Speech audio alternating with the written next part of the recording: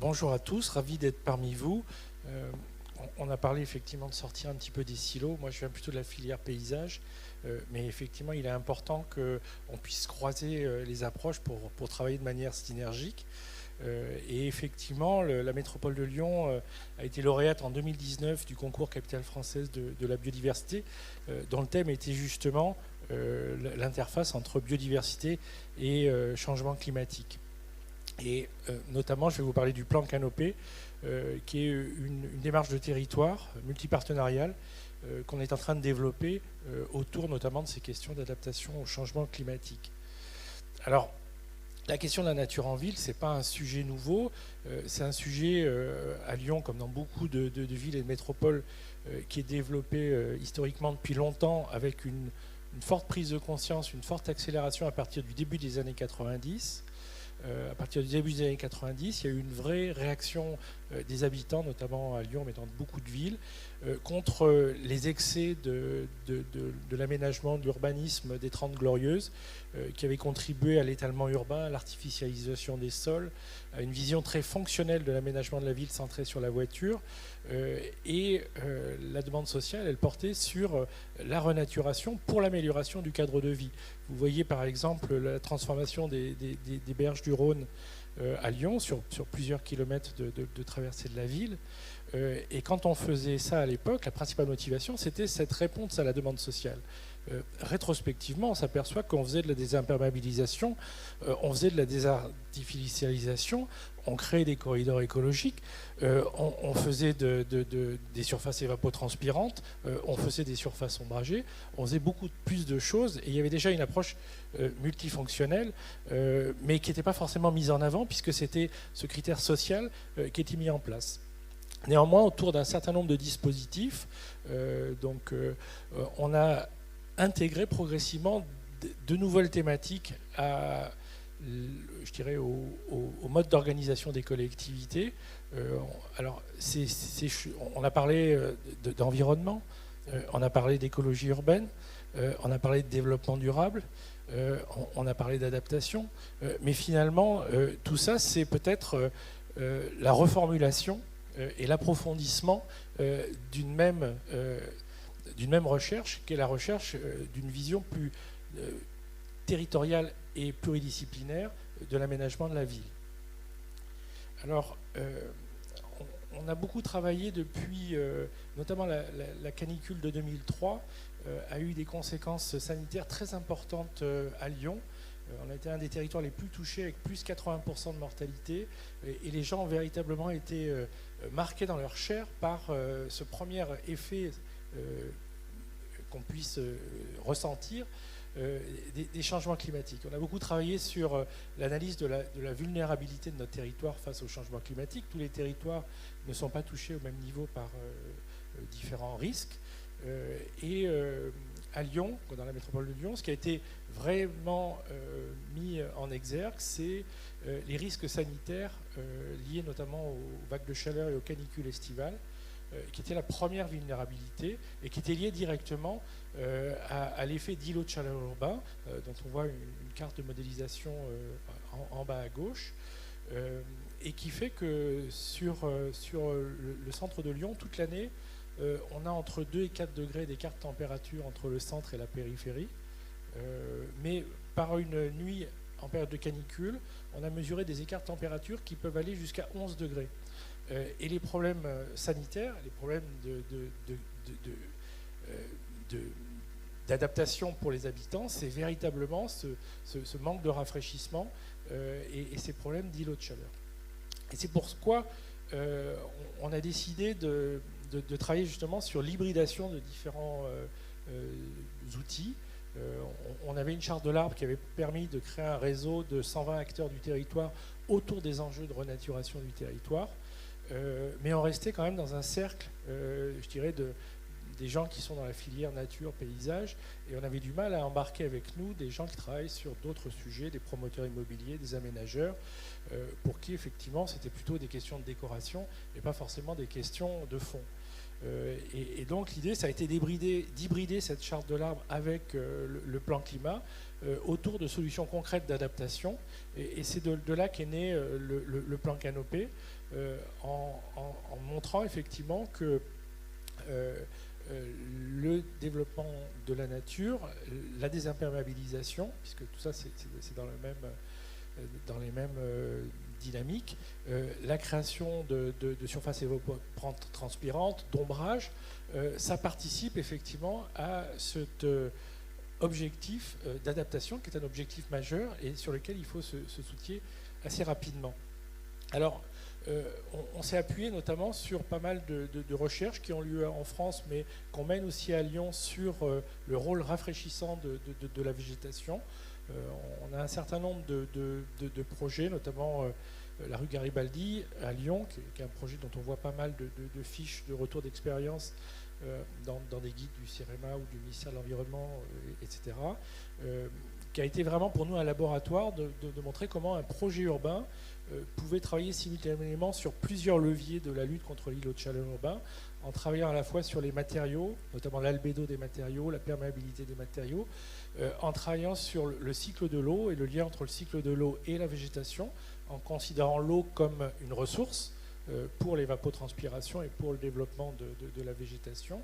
Et puis en travaillant de manière un peu différente sur la manière de concevoir le paysage, en étant beaucoup plus tourné sur la protection de l'existant, en évitant de faire des tabula rasa pour des questions de géométrie ou d'esthétique, essayer de s'appuyer sur l'existant, et puis essayer de travailler sur un paysage beaucoup plus diversifié, parce que la résilience des paysages et de la végétation, c'est également une question qui se pose face aux enjeux du changement climatique.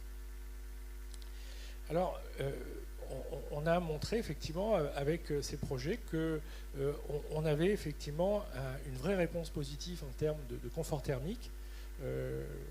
On a jusque dans des espaces plantés et ombragés, on mesure jusqu'à 9 à 10 degrés d'écart de température ressenti par rapport à des zones qui ne sont pas aménagées.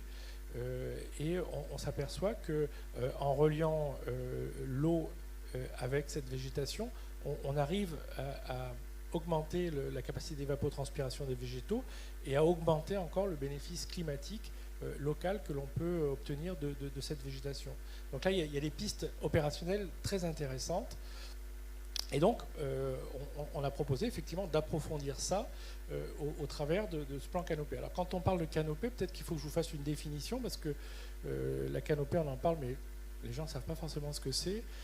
En fait, la canopée, c'est un terme qui a été développé dans l'étude des forêts, notamment des forêts tropicales, et qui désigne toutes les couronnes cumulées de l'ensemble des arbres d'une forêt, puisque effectivement, cette partie chlorophyllienne des arbres, c'est là que se situent à la fois les dispositifs de photosynthèse qui permettent la fixation de carbone, le rejet d'oxygène, mais c'est là aussi que se fait les phénomènes d'évapotranspiration.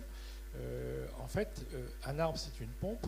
Il faut savoir que 95% de l'eau pompée dans le sol par un arbre est relarguée sous forme de vapeur d'eau dans l'atmosphère. Et justement, ce relargage de vapeur d'eau, comme l'eau change de phase, ça consomme des calories et ça fait un effet rafraîchissant. Et c'est pour ça, effectivement, que le caractère rafraîchissant de la végétation est intéressant, parce qu'en plus de l'effet d'ombrage, c'est-à-dire d'interception du rayonnement solaire, il y a en plus une fonction de rafraîchissement active, mais qui est liée à l'eau. Quand on est en période de sécheresse, effectivement, les arbres arrêtent d'évapotranspirer, et donc on a toujours l'ombrage, mais on n'a plus cet effet d'évapotranspiration. Donc il y a un vrai travail sur comment on utilise l'eau comme ressource par rapport... donc là, on est vraiment sur des solutions fondées sur la nature, puisque effectivement, sur cette rue, on a créé un bassin de stockage d'eau pluviale qu'on utilise en période de canicule pour faire de l'irrigation massive des végétaux, pour booster l'évapotranspiration. Et on s'aperçoit que effectivement, les arbres reprennent leur processus d'évaporation, et on a des mesures assez significatives en termes d'abaissement de température. Donc ça, c'est des pistes intéressantes sur lesquelles on continue effectivement de faire des recherches. Alors, le travail sur la canopée, il s'est fait effectivement par... donc on a travaillé beaucoup avec notre agence d'urbanisme locale, notamment autour d'analyse de la canopée par analyse d'images aériennes. Et donc si on regarde effectivement toutes les surfaces ombragées du territoire, quelle que soit la nature du sol, que ce soit des sols naturels, des sols artificiels, des domaines publics ou des domaines privés. On s'aperçoit qu'on a à peu près 27% du territoire de la métropole qui est ombragé, ce qui représente à peu près 2 à 3 millions d'arbres sur le territoire des 59 communes. Et donc l'objectif en termes d'adaptation, ce serait d'augmenter cette surface, c'est-à-dire d'atteindre peut-être l'objectif de 30% en 2030. Malgré tout, ce diagnostic nous a montré deux choses qui sont essentielles. Le premier, c'est que 70% des arbres qui composent la canopée du territoire, donc qui participent au rafraîchissement, sont situés sur le domaine privé. Finalement, nous, la métropole de Lyon, sur nos espaces publics, sur nos parcs, sur nos zones boisées, nos propriétés privées, on ne maîtrise que 10% de cette canopée. Les 59 communes, avec leurs espaces verts, leurs propriétés, etc., c'est à peu près 10%. Et les autres acteurs publics, les bailleurs sociaux, les hôpitaux, les domaines de l'État, etc., c'est à peu près 10%. 70%, c'est du domaine privé.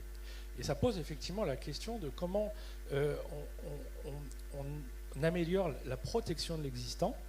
Aujourd'hui, on voit plein de programmes politiques qui parlent de planter des millions d'arbres. C'est bien, mais ce n'est pas la quantité qui compte, c'est déjà la qualité. Et surtout, planter un arbre, ça veut dire qu'on aura des résultats dans 20 ou 30 ans. Le résultat à court terme, c'est ce qui existe. Et donc la protection de l'existant, ça doit être vraiment la première priorité. Et pour ça, effectivement, puisque 70% est sur le domaine privé, il faut faire comprendre et accepter ces contraintes que peuvent être le classement d'arbres par des outils réglementaires. Donc ça, c'était le premier élément, 70% sur le domaine privé. Et en termes de potentiel de développement, on peut dire également que 70% du potentiel de développement de la canopée est sur le domaine privé. Donc ça pose des questions, effectivement, sur le fait que ce n'est pas uniquement l'exemplarité de la collectivité sur ses propres projets qui peut être à la hauteur des enjeux de transformation du territoire. Et là, il faut changer de logiciel. Il ne faut pas être sur un logiciel institutionnel, il faut être sur un logiciel territorial. Et ça, c'est quelque chose de difficile parce qu'effectivement, les collectivités ont tendance effectivement à être des experts qui réalisent ou qui réglementent, mais pas forcément des animateurs pour créer des dynamiques à l'échelle de territoire. L'autre élément qui nous a permis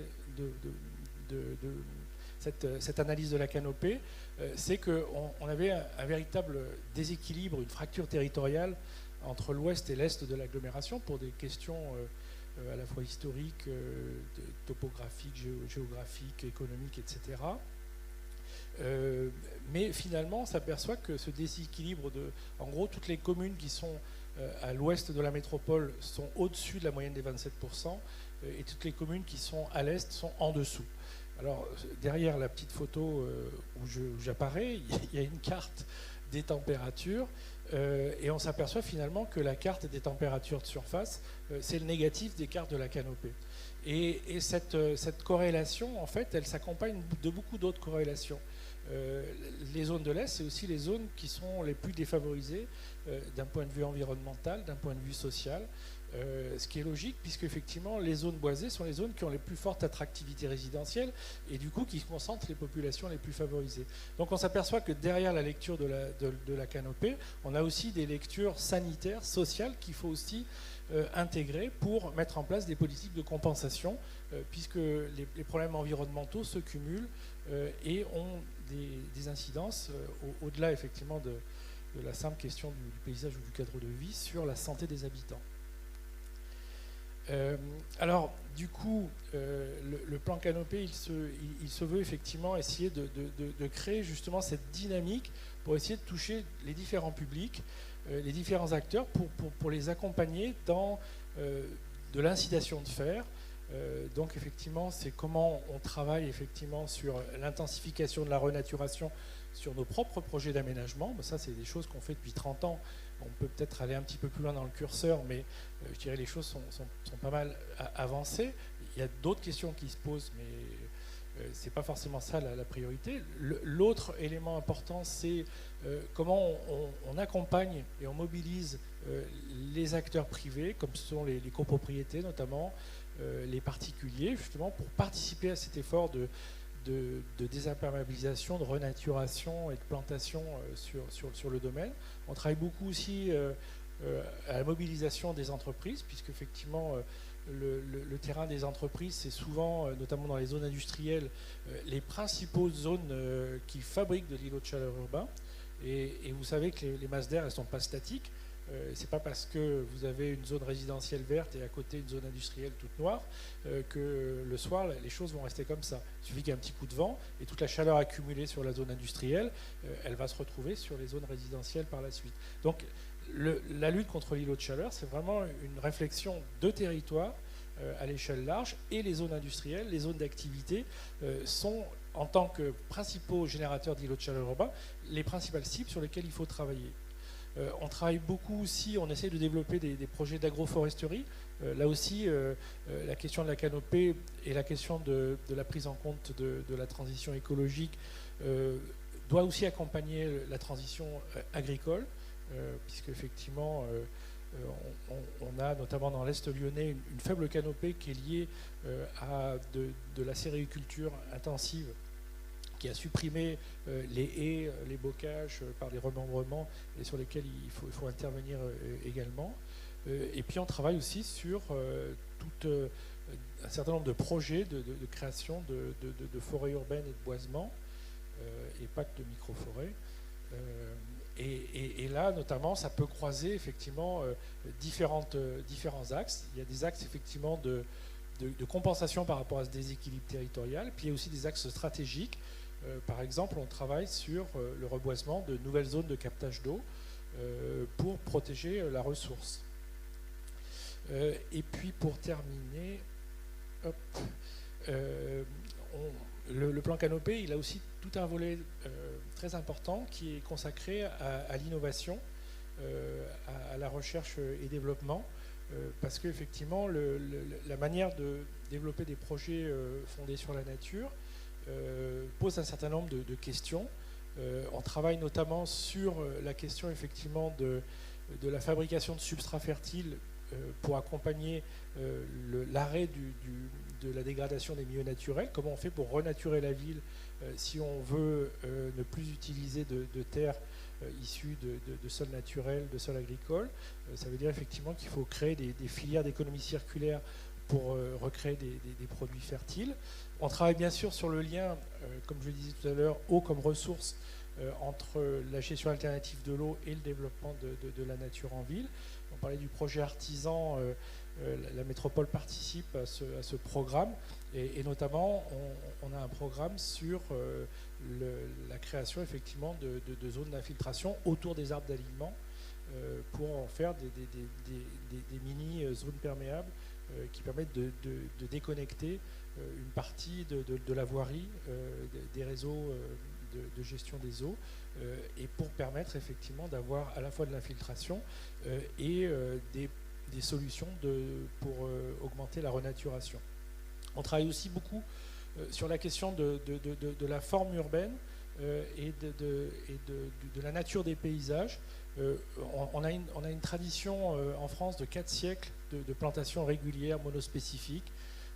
Ça a commencé avec Sully et Colbert dans les plantations le long des routes. Ça a été repris par Lenôtre, ça a été repris par Haussmann. Et finalement, on s'aperçoit que ce type de plantation pose beaucoup de soucis, que ce soit sur des questions d'allergie liées à la monoculture d'une espèce, que ce soit sur les problèmes aussi de stockage des pollutions au niveau du sol. Il y a des effets couverts qui peuvent se faire avec la canopée, et donc il faut travailler aussi sur différentes strates. Il y a des problèmes de résilience. On voit ici avec le canal du Midi la disparition de dizaines de milliers de platanes à cause d'une maladie. Effectivement, les plantations monospécifiques, c'est vraiment une problématique. Et donc là, il y a un vrai travail culturel à faire sur la manière de concevoir des paysages du XXIe siècle, des paysages urbains qui soient basés sur d'autres domaines. Donc il y a tout ce travail sur le rafraîchissement. Et puis on travaille bien sûr aussi beaucoup sur la question de l'adaptation des espèces au changement climatique. Je n'aurai pas le temps de détailler ça, mais c'est un véritable enjeu, puisque effectivement, beaucoup d'essences, notamment d'essences locales, sont et vont devenir de plus en plus inadaptées aux conditions, notamment en cœur de ville, avec cet effet d'îlot de chaleur qui fait que la température est toujours beaucoup plus forte. Et puis, pour conclure, on essaye de travailler véritablement sur le fait que cette question de la transformation de la ville, ce soit une prise de conscience de chaque individu. Et pour ça, il faut développer une véritable culture urbaine de la participation. Et donc, on essaie de développer de nouveaux outils. On a travaillé sur des marathons créatifs, donc ça s'appelle Canopé Remix, pour travailler avec des associations, avec des groupes d'habitants, avec d'autres structures, avec d'autres professionnels, avec d'autres métiers, justement, pour inventer de nouvelles façons de faire, de nouveaux usages, justement, pour que cette question, effectivement, de l'adaptation de la ville par sa renaturation, ce ne soit pas qu'une problématique de spécialistes qui soit gérée par des acteurs publics, mais que ce soit véritablement une dynamique partagée. On a parlé de synergie tout à l'heure, alors je vais rajouter, c'est peut-être le terme qu'on va garder en conclusion de cet atelier, mais il faut créer effectivement des vraies synergies et des dynamiques de territoire. Voilà, je vous remercie.